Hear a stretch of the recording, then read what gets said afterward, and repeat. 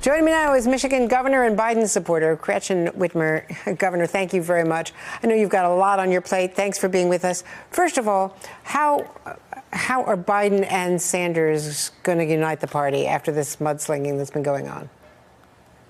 I think one of the things that I love about Joe is that he has built a coalition, and we saw it last night with Cory Booker on stage and Kamala Harris. And there's a reason that people who were running against him are now with him, and it's because everyone can find a place in this campaign.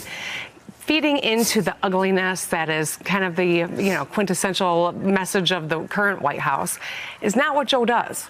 He's humble, he's smart, and he has a record. And that's why I think he resonates with Michiganders. He and Barack Obama were there when our backs were up against the wall and when the auto industry needed to have a rescue. They expanded health care to people, and that means 700,000 people in the state almost got health care because of it. We know Joe, and we have confidence, and everyone can find a place in this campaign. Well, obviously, women candidates are not doing well, though. What about the anger that women feel that Elizabeth Warren is now out, that all the other women who've come behind Joe Biden in the last week, other than Warren, who is not yet declared?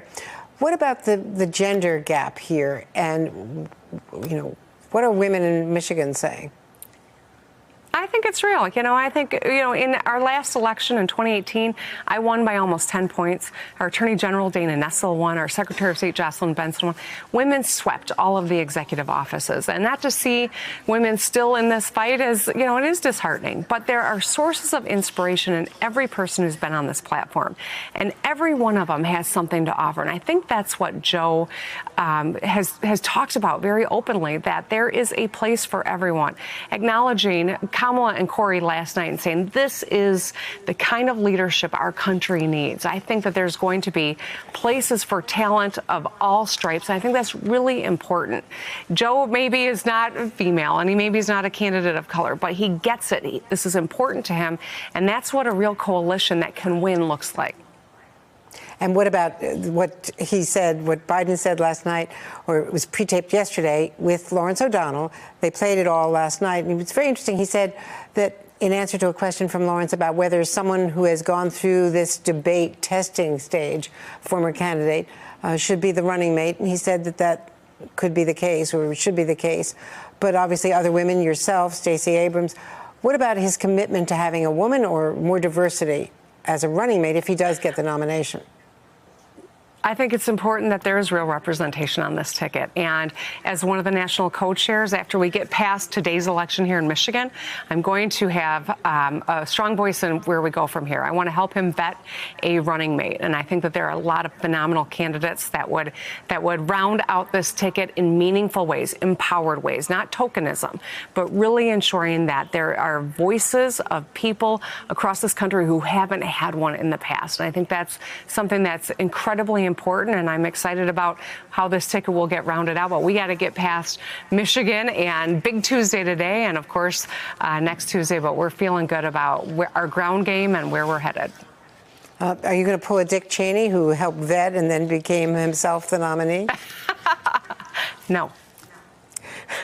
And let me ask you just very quickly about guns, because the vice president was confronted today by an auto worker on the gun issue, and made the point that he's not trying to take people's guns away, but that's an important issue in a hunting state. We know where, in fact, the late, great John Dingell was before he converted and resigned from the NRA over the assassination attempt against Ronald Reagan.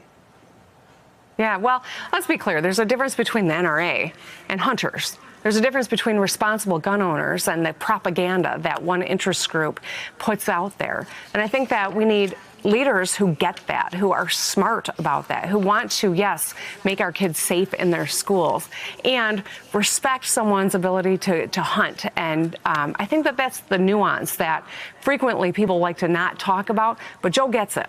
And I think that's why he'll stand there and have a conversation with someone on a work site and have a real discussion about it and where we're headed. We want to make our schools safe. I'm a mom. I get that. That's the most important thing to me when I drop my kids off, to know know that they are safe in their schools. Joe gets that too, and that's why he was endorsed by, Everytown. I think that's huge.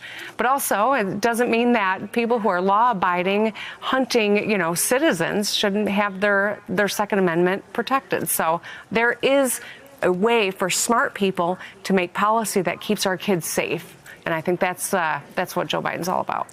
One more quick question, because I was just seeing for the first time video of the former vice president shaking hands with some of those auto workers.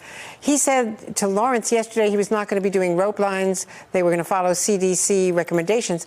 He was just shaking hands up and down that rope line. Is that a good practice as the governor of the state? Well, I got to tell you, we are all trying to emulate what we are recommending to people. And I've been doing the elbow bump and the fist bump. And every once in a while, I'll catch myself throwing my arms around someone. I'm learning. I think the vice president, former vice president is as well. We're people.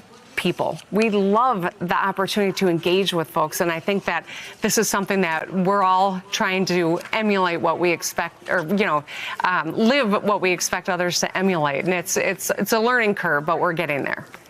Okay. Appreciate all of your insights today. Michigan Governor Gretchen Whitmer, thank you very much for joining us. Hey there, I'm Chris Hayes from MSNBC. Thanks for watching MSNBC on YouTube. If you want to keep up to date with the videos we're putting out, you can click subscribe just below me, or click over on this list to see lots of other great videos.